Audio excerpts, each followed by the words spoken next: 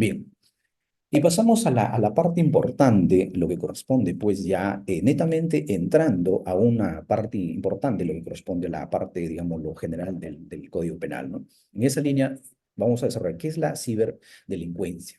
La ciberdelincuencia, hay tres puntos en concretos que nos hemos centrado en analizar, ¿no? En estudiar. ¿Y por qué? Porque son los más álgidos aquí dentro de nuestro territorio peruano. Aquí tenemos el fraude informático, tenemos la estafa agravada y la suplantación de identidad.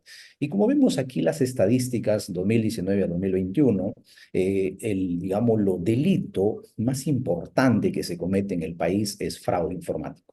Pasando del 2019 de 5.878 al 2021 a 10.924. Y eso que imagínate, ya estamos en 2024 y ahí quiero hacer una acotación. Está pasando situaciones importantes con la inteligencia artificial, por ejemplo. Nos podemos imaginar entonces a esta altura cuál será la estadística en ese caso. No sé si a usted de repente, a todo el público que está aquí, le ha pasado, por ejemplo, que ven publicidades con la voz de la presidenta, Dina Boluarte. Entonces, empezamos a analizar esa situación que es palpable, ¿no? Que si nuestra legislación realmente protege, ¿cómo lo hacen? Claro, con inteligencia artificial, ¿no? O está de moda la inteligencia artificial. Pero bueno, entonces lo que debemos entender, como es parte general del Código Penal, tenemos que entender qué cosa es un fraude informático, por mucho que confundimos el tema de la estafa, fraude informático, suplantación de identidad. Entonces, lo que uno tiene que darse en este, digamos, lo caso en concreto, el fraude informático no existe el engaño. El fraude informático es romper el sistema o la codificación que tiene un sistema para, obviamente, apropiarse del patrimonio o del bien, o, digámoslo, o violar el bien jurídico protegido. Es que muchas, por eso es el problema, ¿no? Por eso, nada más a la entrada yo había planteado que existe una problemática a nivel de la policía y a nivel del Ministerio Público. Porque claro, con el desconocimiento que tengo, probablemente digo, mira, ¿sabes qué? Ha habido un fraude informático cuando realmente es una estafa. Por ejemplo, el tema de las redes sociales. ¿Cuánta gente no se ha visto estafado por las redes sociales? Ven una publicidad, ingresan los datos y la roban la información. ¿Cuánta gente no ha sido hackeada? El tema, por ejemplo, del WhatsApp. Entonces estamos suplantación de identidad. Le piden obviamente al familiar, deposítame tanto, a los amigos. Ese es un caso palpable, es un caso real, pero el problema aquí para poder denunciar, uno tiene que tener en cuenta que existe una ley y de acuerdo a eso tiene que hacer básicamente la tipicidad del caso. Si no estamos frente a una situación y ahí obviamente se cae todo, digamos, el problema de la investigación, ¿no? Por eso es importante entonces que en el fraude informático no existe el engaño. Lo que sí podría haber, como le comentaba en las redes sociales, ¿no? Que es importante, que eso es una realidad, que a veces pasa, te llegan mensajes al correo, al mensaje de texto o llamadas, por ejemplo, ¿no? Entonces es importante tener en cuenta este delito que en la medida que avanza la tecnología, pues también avanza el delito y obviamente los delincuentes también son un poco más profesionales en hacer, digamos, estas situaciones, ¿no? Cuando ocurren estos hechos, tenemos que analizar tres elementos: el bien jurídico, el sujeto activo y el sujeto pasivo. ¿Qué cosa es el bien jurídico? El bien jurídico digamos, lo desglosado en tres. La integridad informática, que ese es el bien jurídico protegido por todo el sistema jurídico, vale la redundancia. La intimidad, porque claro, cada persona tiene derecho a su intimidad, sus conversaciones en WhatsApp, de repente por Facebook, de repente sus correos, y el secreto de las telecomunicaciones. Entonces, son los bienes jurídicos protegidos en relación, pues, a este delito que es la criminología informática, ¿no? Y el sujeto activo, ¿cuál es el problema? El sujeto activo, básicamente, toda persona con conocimiento, digamos, en informática, ¿no? O sea, no necesito ser un experto para cometer un delito, no, no necesariamente, no necesariamente. Y el sujeto pasivo, pues una persona podría ser un niño, podría ser un anciano o personas incautas, ¿no? Pues, en el Perú hay muchas personas que obviamente creen en situaciones que realmente se ganaron una llamada, un mensaje, te ha ganado una camioneta, pues eso es un incauto, ¿no? Entonces ahí cae en ese, digámoslo, en ese delito, ¿no? ¿Y cuál es la problemática de todo esto? O sea, ¿existen problemáticas para que se viole el bien jurídico? Sí, claro. Obviamente la problemática tenemos la falta de capacitación, poco desarrollo de la doctrina. Hemos revisado ahí bastante doctrina, no, nos hemos matado investigando, donde hemos encontrado mucha doctrina al respecto. Difícil de identificar al sujeto. Ese es otro de los problemas que ocurren en la realidad. Si no podemos identificar al sujeto que ha cometido el delito, pues obviamente todo el tema se cae. porque el Ministerio Público va a desestimar el caso. Entonces, como vemos, es un álgido problema que tenemos en nuestro país. Yo creo que no solamente en nuestro país, Latinoamérica, bueno, el mundo diría, Europa, Estados Unidos tienen un poco más de protección, pero países subdesarrollados como nosotros siempre sufrimos de estos problemas, ¿no? Nos hemos centrado en dos principios importantes dentro de la materia, que para este caso vamos a analizar la legalidad y vamos a analizar lo que es la lesividad. Ahora, cuando nosotros revisamos el marco jurídico respecto al tema de los delitos informáticos, pues como ya les comenté, encontramos legislación. Pero quería irme un poco más allá sobre la legalidad del hecho para un poco entender y un poco, digámoslo, desarrollar mi postura, diría, ¿es legal esta situación que salió en la televisión, por ejemplo, Coge tu choro? ¿Es legal, por ejemplo, que las rondas campesinas tomen a una persona, lo castiguen? Esas son las preguntas que nos hemos formulado. ¿Y por qué analizamos estos temas que son comunes, ¿no? Porque el derecho penal creo que deberíamos aterrizarlo al derecho común para poder entenderlo, ¿no?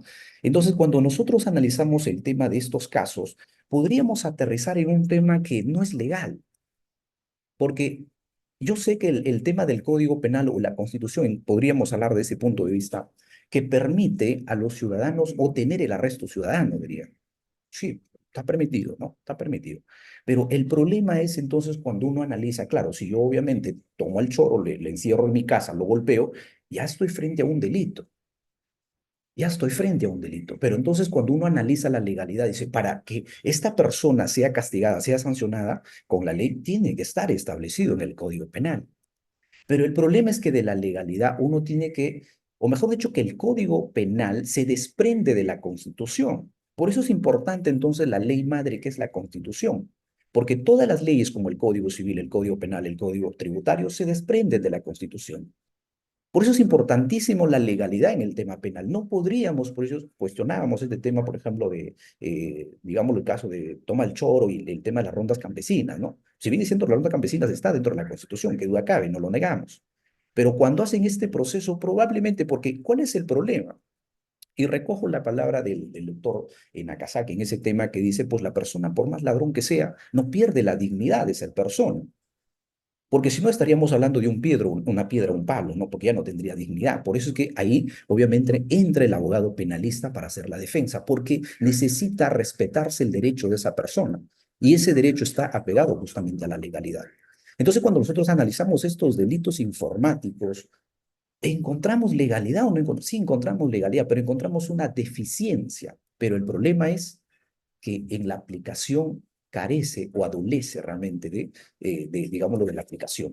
Entonces, hay que tener en cuenta ese punto importante que es respecto a la legalidad para, sobre todo en el tema penal, porque recordemos en el tema penal, el peor castigo que puede hacer el Estado frente a sus ciudadanos es quitarlo la libertad, es quitarle la libertad. Entonces, si le van a quitar a la libertad, entonces esa libertad tiene que estar sujeto a derecho. Tiene que haber un debido proceso. El Estado no puede imponer, o digamos, los operadores de la justicia no pueden aplicar, como decía, también recojo la palabra del doctor Nakazaki. Y si hablamos del penal a castigo, eso no es el tema del derecho. Cuando uno se refiere a penal, no significa castigo a golpe o digámoslo, a la persona. No, no significa eso. Por eso es importante entonces la legalidad. Y ahora, ¿qué podemos decir sobre la lesividad? Entonces, recordemos que el derecho penal no se inventa el tema digámoslo, del bien jurídico protegido. No, no se inventa. Lo que hace el derecho penal es simplemente aplicar, porque ya el bien jurídico protegido ya viene protegido desde la Constitución. Ya está protegido. Lo único que el derecho penal es, obviamente, aplicar, ¿no? Decir, bueno, esta persona ha cometido un delito, por lo tanto, tiene que, digámoslo, tener la privación de la libertad, ¿no?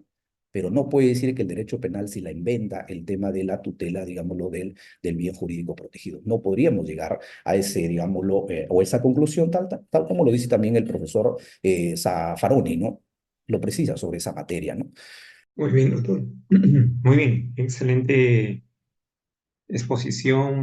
Bien, en todo caso, vamos a proceder con las preguntas. Está en primer lugar la doctora Ana María Pacheco. Ustedes han expuesto un tema, en este caso, de un delito especial, su compañero, el doctor Tineo Crisanto, ha hecho mención también al principio de legalidad. La pregunta es la siguiente, ¿no? Nosotros sabemos que en el Código Penal tenemos el catálogo en la parte especial tenemos el catálogo de delitos que sancionan determinadas conductas. La pregunta es, atendiendo al principio de legalidad, en donde se menciona que los tipos penales se tienen que encontrar en el Código Penal. ¿Necesariamente es así? ¿Todos los tipos penales se encuentran solamente en el Código Penal? ¿O existen otras leyes especiales que están fuera del Código Penal, pero siguen teniendo naturaleza penal? Sí, como el caso que precisamente comentaba mi compañero, en esta ya no está dentro del Código Penal, tiene una ley específica y así como este hay otros casos que no necesariamente están en el Código Penal.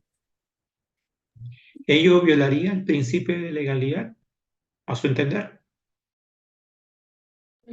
Yo creo que no, doctor, porque definitivamente tiene esa ley especial ciertos parámetros que al final va a tener que respetar lo importante o los primeros principios de que nos dan en el Código Penal, ¿no?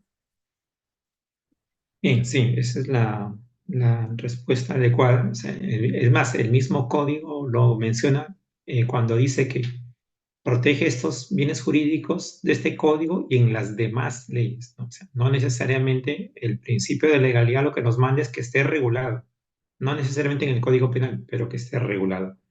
Y una muestra de ellos es justamente una ley especial que han expuesto el día de hoy. Bien, doctora. Gracias, profesor. Doctora Blanca Vanessa Sandoval Chapuñán.